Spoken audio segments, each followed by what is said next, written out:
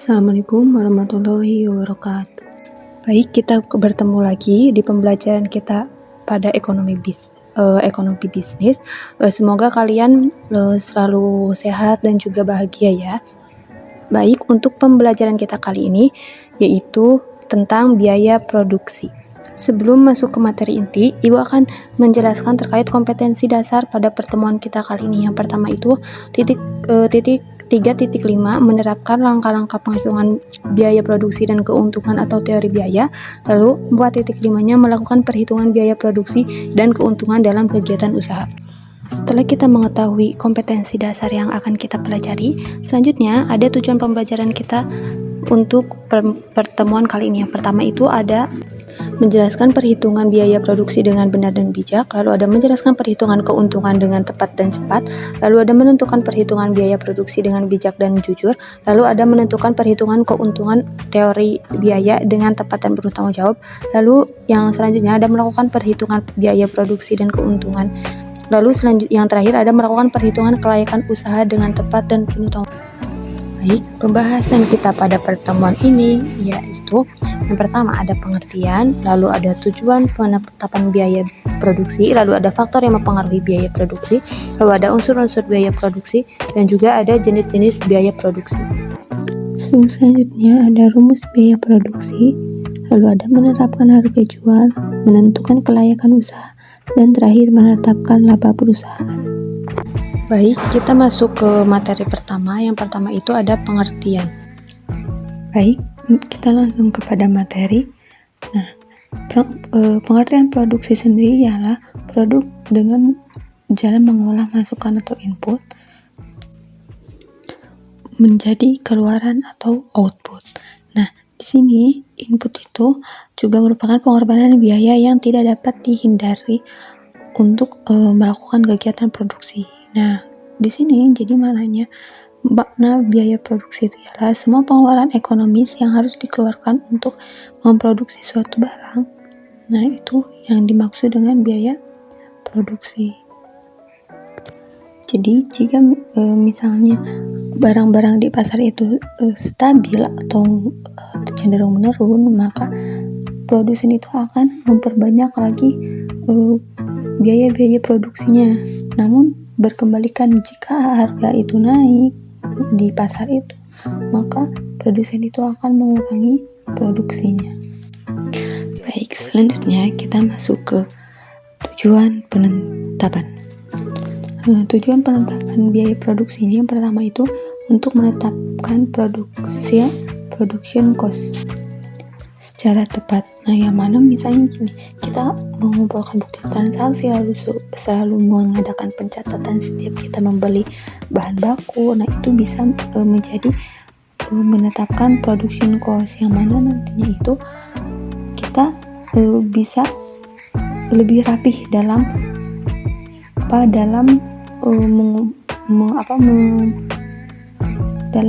melakukan transaksi seperti itu. Nah, untuk yang kedua, tugas manajemen semakin mudah dalam hal pengawasan dan juga pengendalian biaya untuk produksi. Nah, jika production cost itu sudah bisa berjalan dengan lancar dan juga tidak dengan teratur, maka manajemen perusahaan pun akan lebih mudah untuk mengawasi misalnya keuangan, kinerja, atau bagian produksi seperti itu, dan juga bisa menjadi pengendalian biaya untuk produksi. Untuk selanjutnya ada nomor 3, suatu perusahaan untuk mengambil keputusan jangka pendek. Jadi adanya biaya produksi itu bisa mengambil keputusan jangka pendek, misalnya kita pembelian bahan baku jika sudah habis, atau pembelian alat produksi atau juga mesin seperti itu. Setelah tadi masuk pada tujuan dari penetapan biaya produksi, kita lanjut ke faktor-faktor yang mempengaruhi biaya produksi. Oke, yang pertama itu ada gaji atau upah. Nah, di sini misalnya kita memperbanyak lagi produksi pada barang kita seperti itu. Nah, berarti kita harus juga menambah gaji dari karyawan karena mereka bisa membuat produksi itu misalnya menjadi 2 kali lipat dari jumlah sebelumnya seperti itu.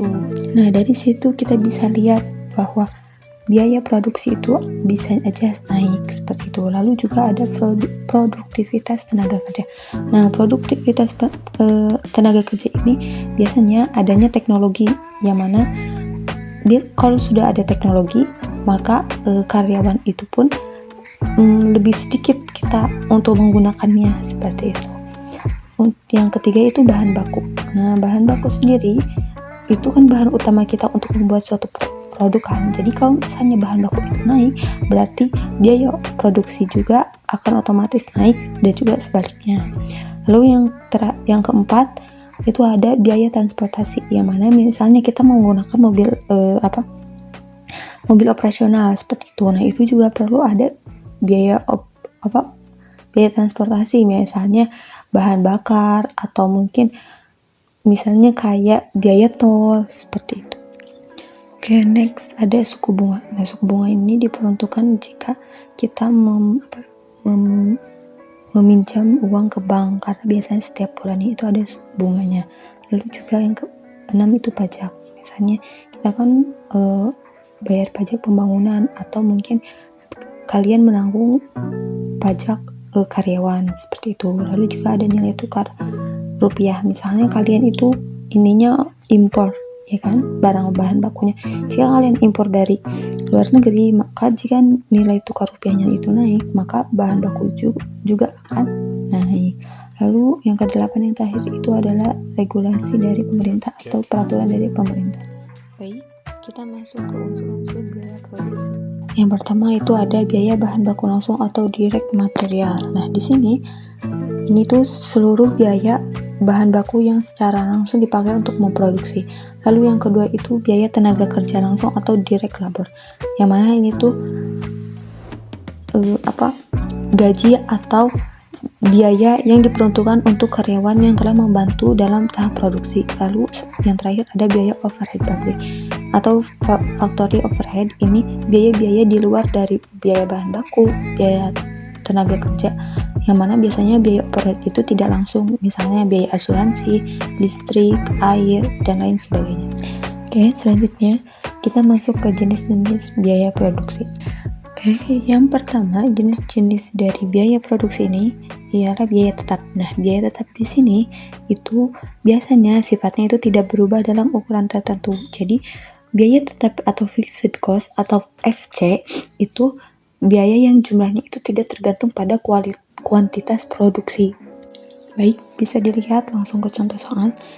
Jadi toko mainan itu menghasilkan PlayStation rakitan itu dalam setahun sebanyak 12 unit dengan biaya tetapnya 500.000 seperti itu.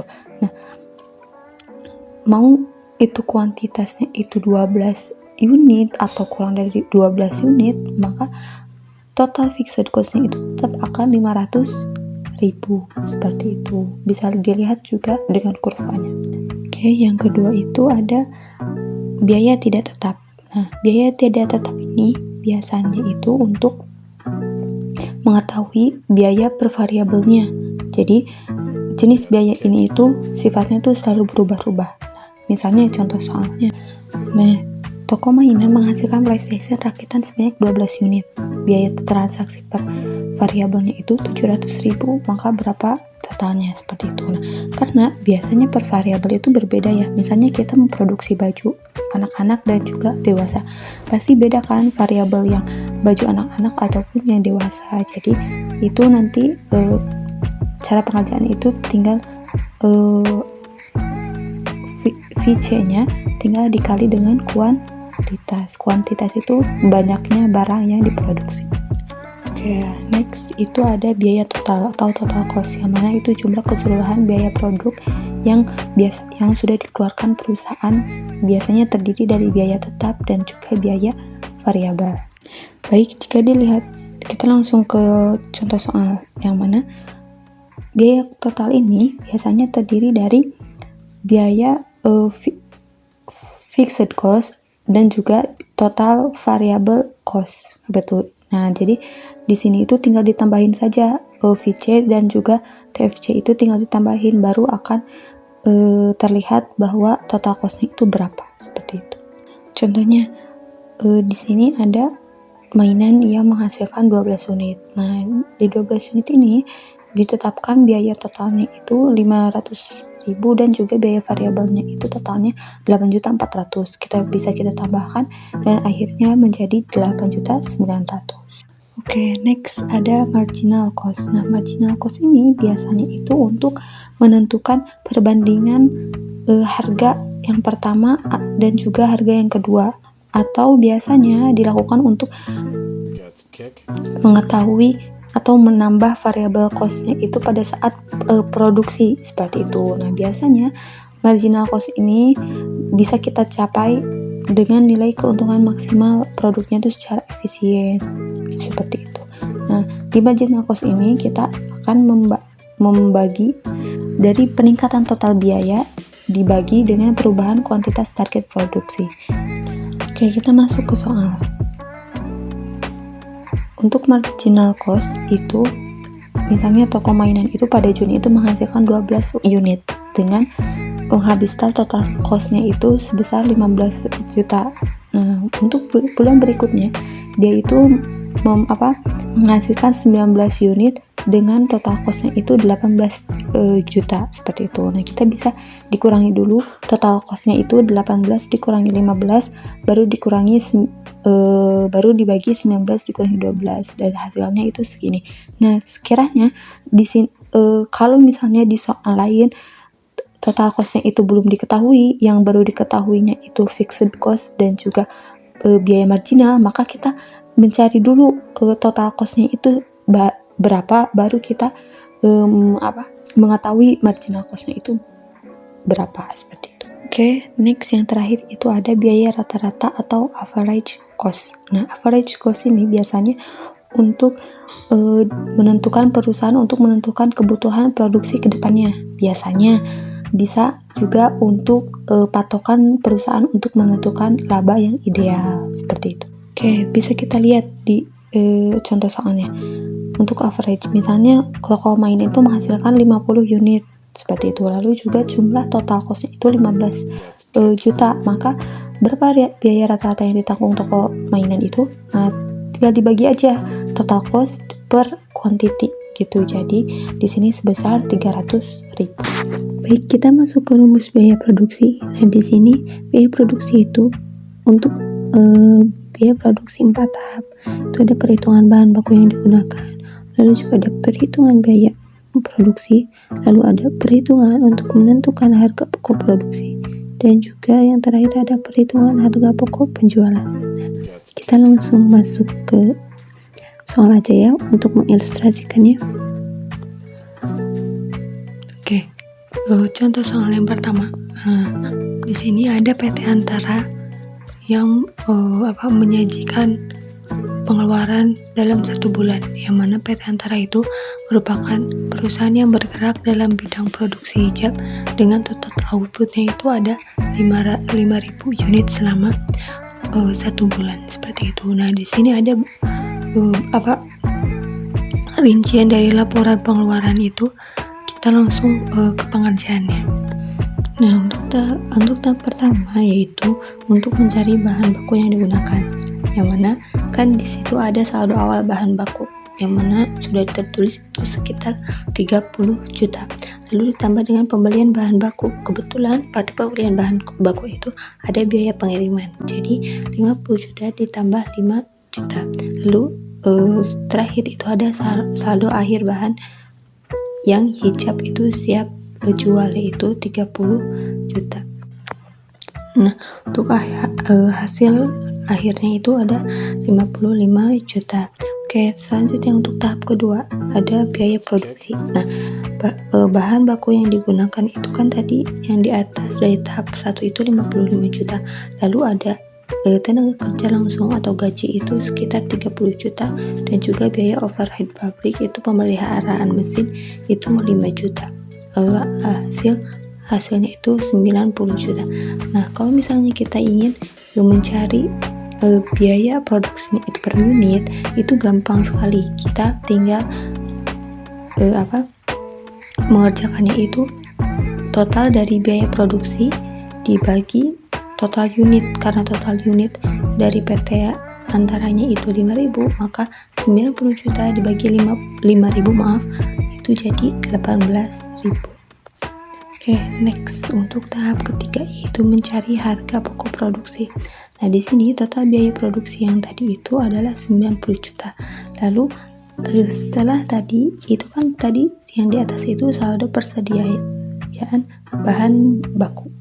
Nah, sekarang ditambah dengan saldo awal persediaan setengah jadi dan dikurangi saldo akhir setengah jadi, yaitu ditambah 40 juta lalu dikurangi 5 juta dan hasilnya 1.250.000.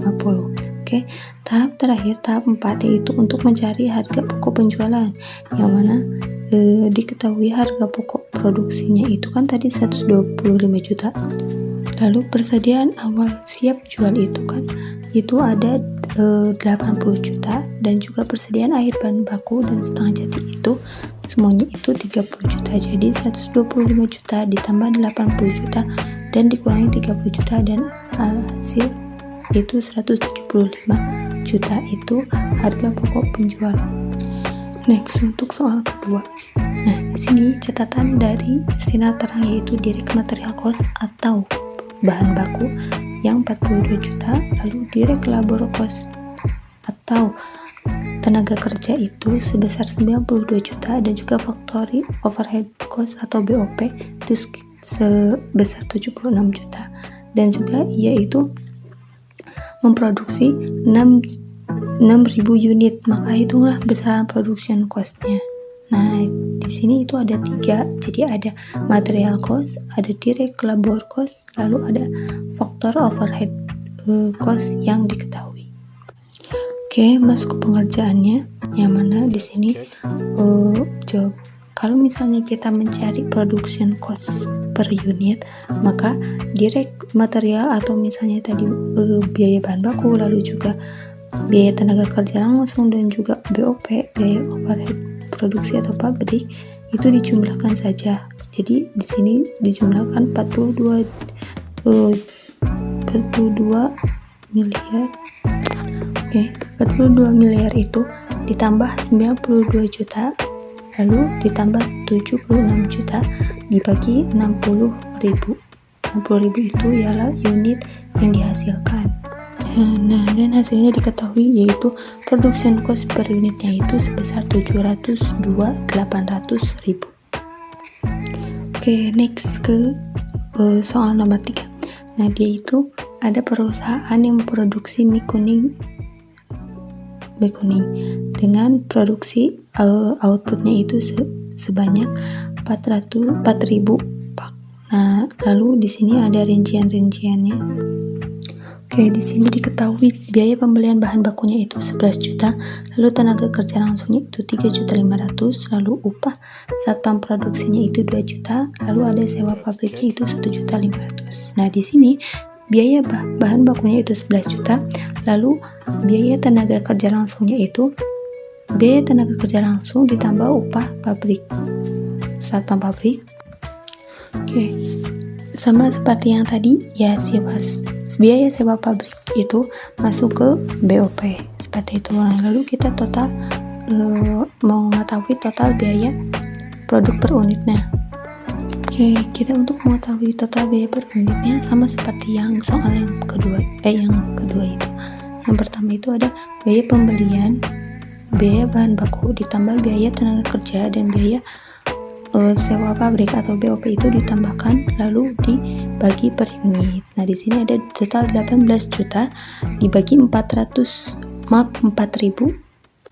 Oke, dan hasilnya itu ketemu jadi 4.500. Baik, di sini ada menerapkan harga jual. Yang pertama itu ada satuan, lalu yang kedua itu ada paket atau grosir. Nah, yang satuan itu kita bagi menjadi 5. Nah, oke. Masuk ke menerapkan harga jual untuk satuan. Yang pertama itu ada margin pricing. Nah, margin pricing itu biasanya untuk mengetahui berapa persentase profit yang akan kita dapat, seperti itu. Jadi biasanya harga jualnya itu sudah tersedia. Oke, contoh soalnya Nina itu mempunyai cafe shop, dia itu mempunyai produk kopi dan itu dia menghargai sebesar 55.000. Namun Nina itu mengeluarkan modal itu sebanyak 30.000. Nah, di sini kita rumusnya itu. Nah, untuk rumusnya itu harga jual dikurangi modal per harga jual. Nah, di sini kan 55 dikurangi 30.000 per 55.000. Ya, hasilnya itu 0,45 atau 45%. Jadi Nina akan mendapatkan persentase profit atau laba itu sebesar 45%. Oke, selanjutnya itu ada markup pricing. Markup pricing ini biasanya untuk mengetahui harga jual. Misalnya kalian bingung bagaimana mendapatkan harga jual suatu produk, namun kalian sudah menetapkan berapa laba yang akan kalian capai misalnya. Nah, sama seperti itu. Soalnya sama seperti yang tadi itu, Nina itu pengen menjual satu botol kopi atau sebuah produk. Nah, di sini Nina itu mengeluarkan modal itu sebesar 30.000.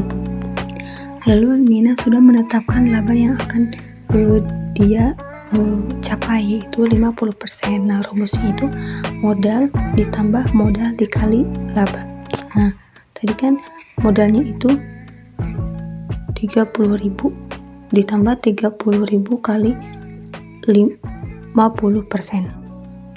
Lalu ada hasilnya itu 45.000. Maka harga jual yang bisa Nina pakai yaitu 45.000 dengan laba itu 50% dan juga modal itu 30%. Yang selanjutnya itu ada keystone pricing. Nah, keystone pricing ini biasanya dia itu ditetapkan pada sebelum ada kalkulator atau komputer dan lain sebagainya. Biasanya ini dianut oleh perusahaan-perusahaan yang masih menetapkan adatnya atau kebiasaannya pada waktu yang lama seperti itu. Jadi biasanya pada keynote pricing ini akan menetapkan harga itu 2 kali lipat dari modal. Seperti itu, misalnya membuat sepatu dengan modal 300.000. Nah, dikali 2 maka harga yang akan dijual atau diberikan kepada produk itu 600.000 seperti itu. Oke, selanjutnya ke manufaktur retail price. Nah, manufaktur retail price ini biasanya ditetapkan oleh produsen sendiri. Jadi misalnya ada reseller masker. Nah, biasanya produsen itu menetapkan harga maksimalnya berapa. Misalnya harga maskernya itu 15.000. Nah, reseller itu boleh memasang harga di atas produsen itu di bawah 15.000. Maksudnya di atas 15.000, misalnya maksimal 5.000. Jadi maksimal itu 20.000. Nah, itu harga yang biasanya ditetapkan oleh produsen untuk misalnya resellernya. Baik, terakhir itu ada value based pricing. Nah, biasanya untuk value based pricing ini tetap ditentukan oleh produsen yang biasanya kepada produk-produk limited edition, lalu juga ada bahan yang sangat berkualitas seperti itu. Jadi itu ditentukan oleh survei pasar seperti itu.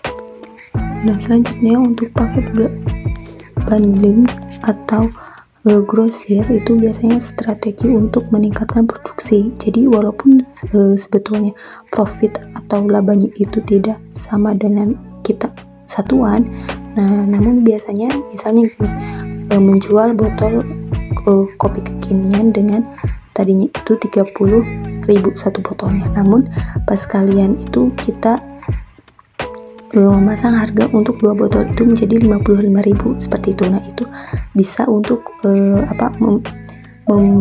menarik minat para pembeli dengan harga bundle tersebut seperti itu, walaupun untuk laba dan profitnya itu tidak sama dengan jika kita harga satuan. Baik, untuk selanjutnya adalah menentukan kelayakan usaha. Nah, dalam menjalankan kita produksi, kalau misalnya kita mau membuat sebuah perusahaan atau pabrik, nah kan kita harus menganalisis dulu nih, apakah perusahaan kita atau pabrik kita atau kita memproduksi suatu barang itu layak atau tidak, seperti itu. Nah, salah satu untuk menguji kelayakan usaha kita, perusahaan kita atau mungkin pabrik kita itu salah satunya dengan menghitung break even point. Nah, di sini sebelum kita menganalisis atau mengetahui nih break even point itu apa, nah kita masuk ke cara menganalisis kelayakan usaha terlebih dahulu. Yang pertama itu ada analisis kelayakan teknik. Di sini analisis kelayakan teknik ini biasanya kita memperhatikan beberapa teknik yang akan digunakan untuk membuat suatu produk. Nah, biasanya kita kan mencarinya teknik itu yang efisien, yang mudah, lalu yang efektif kan. Nah, biasanya itu ada beberapa teknik yang biasanya kita gunakan. Yang pertama itu biasanya ada teknik yang sederhana ataupun teknik yang modern. Oke, yang selanjutnya ada peluang pasar. Nah, biasanya kalau kita akan memproduksi suatu barang, nah kita harus melakukan analisis dulu nih, peluang pasar produk kita masuk itu besar atau kecil, seperti itu. Nah, biasanya salah satu untuk menganalisis peluang pasarnya itu kita menggunakan riset pasar, yang mana itu tuh nanti kita bisa menemukan produk apa sih yang sedang diminati sama pelanggan atau masyarakat, seperti itu. Lalu selanjutnya ada menentukan segmentasi pasar. Nah, segmentasi pasar ini bertujuannya untuk mengetahui jenis konsumen mana yang menyukai produk kita. Misalnya kita membuat produk kerajinan. Nah, banyak kan kita membuat beberapa produk kerajinan. Nah, kita melihat dulu nih segmentasi pasarnya. Kira-kira mereka itu lebih suka kerajinan yang mana, seperti itu. Lalu yang terakhir itu ada sumber informasi pasar. Nah, sumber informasi pasar ini biasanya untuk melakukan evaluasi produk. Jadi, biasanya kita itu mencari informasi pasar. Nah, untuk dievaluasi. Jadi, kira-kira mungkin kerajinan ini ada sedikit manfaatnya, tapi jika kita tambahin sedikit dengan inovasi-inovasi, maka itu akan lebih berguna lagi, seperti itu. Setelah kita mengetahui cara menganalisis kelayakan usaha, kita masuk ke pengertian dan manfaat titik imbas atau break even point. Nah, break even point atau BEP itu apa sih? Seperti itu. Nah, di sini suatu tingkat penjualan yang dapat menutup biaya tetap dan biaya variabel atau biaya-biaya yang bersifat tetap ataupun variabel. Nah, biasanya di sini BEP akan mencapai pada tingkat earning before interest and taxes itu sama dengan 0. Nah, di sini juga ada manfaat dari kita menghitung BEP. Yang pertama itu ada perhitungan untuk merencanakan laba yang akan dihasilkan. Lalu yang kedua itu sebagai bentuk gambaran tingkat volume penjualan. Jadi kita bisa mengetahui nih berapa jumlah yang sudah kita jual dan yang lain sebagainya. Lalu yang terakhir itu untuk melakukan evaluasi laba dari perusahaan secara keseluruhan. Jadi kita bisa mengevaluasi kira-kira laba untuk tahun ini itu meningkat atau menurun dari tahun sebelumnya, atau kita merencanakan nantinya evaluasi untuk tahun berikutnya, kira-kira labanya akan dinaikkan atau tetap sama seperti tahun sekarang atau yang lainnya. Oke, kita masuk ke komponen perhitungan titik imbas atau BEP, yang mana itu yang pertama ada biaya tetap dan biaya variabel. Nah, kita akan langsung menghitung BEP supaya kalian mengetahui nih biaya variabel itu seperti apa, lalu komponen di biaya tetap itu seperti apa. Baik, sebelum kita masuk ke perhitungan, kita harus mengetahui dulu nih rumus BEP sendiri. Yang pertama itu ada rumus unit dan juga ada rumus rupiah. Oke, kita masuk ke contoh soal. Yang pertama diketahui 3 serangkai itu memiliki usaha di bidang furnitur. Dia itu dengan data berikut kapasitas produknya itu 200.000 unit, lalu harga jualnya itu sekitar 7.000 per unit, lalu biaya produksinya itu untuk biaya tetap 150 juta dan biaya variabelnya itu 350 juta. Oke, di sini kalian bisa lihat ya bagaimana perincian dari biaya tetap sama biaya variabel. Baik, yang ditanyakan itu berapa besar BEP dalam unit dan juga BEP dalam rupiah.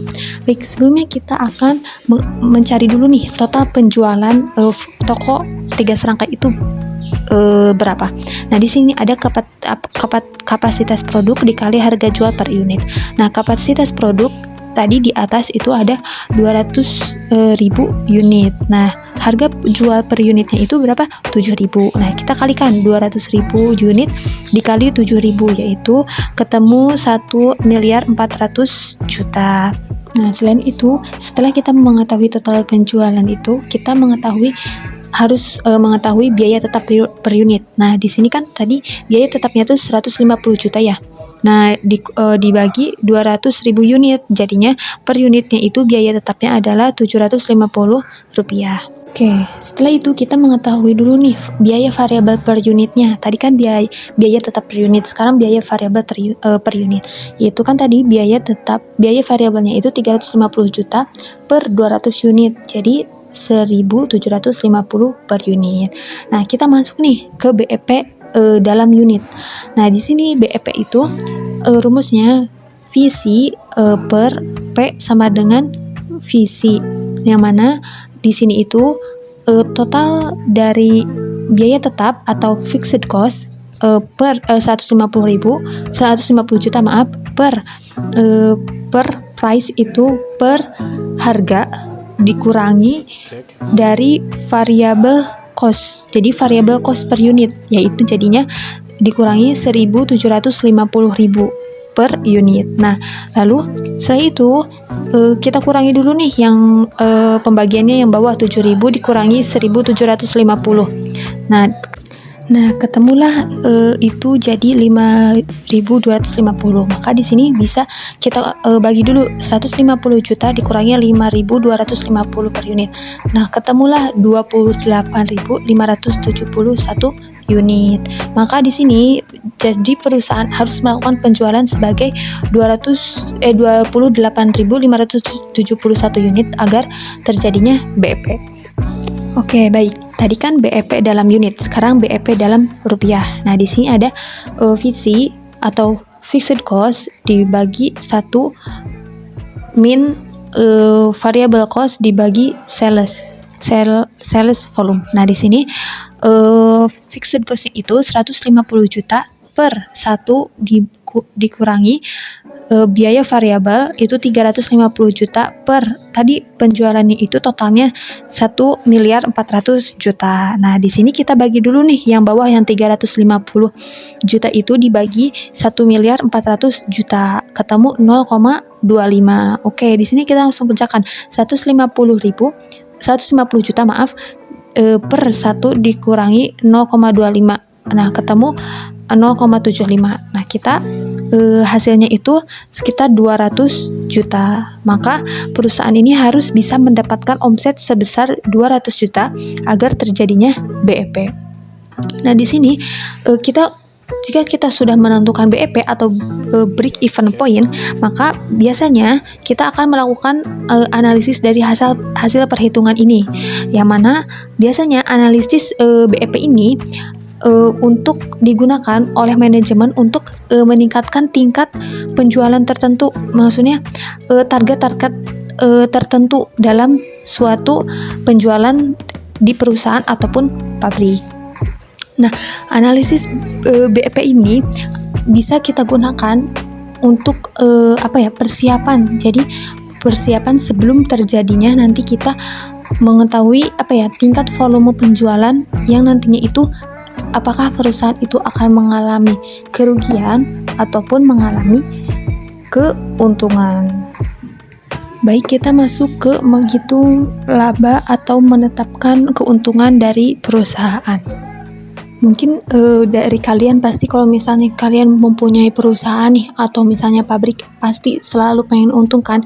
Sepertinya di sini tidak ada tuh orang yang mempunyai perusahaan atau misalnya punya penjualan atau misalnya punya pabrik pasti mereka itu pengen rugi, pasti semuanya itu pengen untung seperti itu. Nah, di sini dalam menjalankan usaha perusahaan itu akan mengalami 3 kemungkinan yang terjadi dalam suatu perusahaan, itu mau up, down, dan yang lainnya. Nah, yang pertama itu ada memperoleh laba bila penerimaannya itu lebih besar dari biaya produksi. Lalu yang kedua itu sebaliknya, mengalami kerugian bila penerimaan itu lebih kecil dari biaya produksi. Nah, yang ketiga itu Oke, yang ketiga itu mengalami titik impas bila penerimaan itu sama besarnya dengan biaya produksi. Jadi kalian itu di titik dimana kalian tidak merugi ataupun tidak untung, karena jadi seperti sama dengan, jadi biaya produksi itu sama dengan penerimaan itu sama, seperti itu. Nah, di sini kita langsung ke cara menghitungnya saja ya. Nah, di sini rumusnya itu L sama dengan TR dikurangi TC. Nah, di mana L ini yaitu laba atau rugi, TR itu total revenue. Nah, total revenue yang atau itu penerimaan total. Nah, untuk penerimaan total itu diperoleh dari harga dikali dari kuantitas, ataupun TC itu total cost. Nah, total cost itu total biaya yang kita gunakan, total tetap, seperti itu. Nah, kita masuk ke contoh ya. Baik, kita masuk ke contoh ya. Ada toko sentral yang menghasilkan PlayStation rakitan sebanyak 12 unit. Lalu selanjutnya toko ini tuh menanggung biaya tetap itu 500.000 dan biaya variabelnya itu 700.000. Nah, di pasaran PlayStation-nya itu dihargai 600.000 per unit. Nah, kita mencari dulu total variable cost-nya, yang mana kalau kita mencari total variable cost-nya itu berarti variable cost dikali kuantitas. Nah, di sini kan biaya variabelnya itu kan 700.000. Nah, PlayStation-nya itu dirakit sebanyak 12 unit, jadi 700.000 dikali 12 unit. Nah, ketemulah total variable cost-nya itu 8.400.000. Kita harus mengetahui dulu nih total cost atau total biaya yang kita gunakan, yang mana total biaya tetapnya itu kan ada 500.000 dan total variable cost-nya itu ada 8.400.000. Jadinya ada total cost-nya itu ada 8.900.000. Nah, terus selanjutnya kita cari total TR itu total revenue-nya. Nah, jadi total revenue itu kita bisa temukan dengan price dikali quantity, yang mana harga dari PlayStation itu per unitnya itu 600.000 dikali 12 unit itu jadinya 7.200.000. Baik, selanjutnya kita sudah mengetahui nih semuanya dari TFC, terus TR dan TC. Kita mencari laba. Nah, laba itu TR dikurangi TC, yang mana total revenue-nya itu ada 7.200.000 dan TC itu total cost-nya itu 8.900.000. Jadinya labanya itu minus 1.700.000. Nah, maka nilai L ini, nilai laba itu kita itu negatif, yang mana toko senjata mainan itu mengalami kerugian sebesar 1.700.000. Baik, untuk selanjutnya kalian bisa lebih melihat bagaimana cara perhitungan laba atau laba rugi perusahaan di tabel di bawah ini. Nah, kalian bisa lihat dari kondisi 1 sampai kondisi 7, yang mana di kondisi 1, 2, 3 itu perusahaan memperoleh kerugian, yang mana di kondisi 4 itu mengalami titik impas. Lalu pada kondisi 5, 6, 7 itu memperoleh keuntungan, seperti itu. Baik, cukup sekian dari Ibu. Jika ada yang ingin ditanyakan, bisa langsung menghubungi Ibu ya, atau melalui GC. Semoga video pembelajaran ini bisa membantu kalian untuk memahami materi pada pertemuan kita kali ini. Baik, terima kasih. Mohon maaf jika ada kata-kata yang kurang berkenan. Wassalamualaikum warahmatullahi wabarakatuh.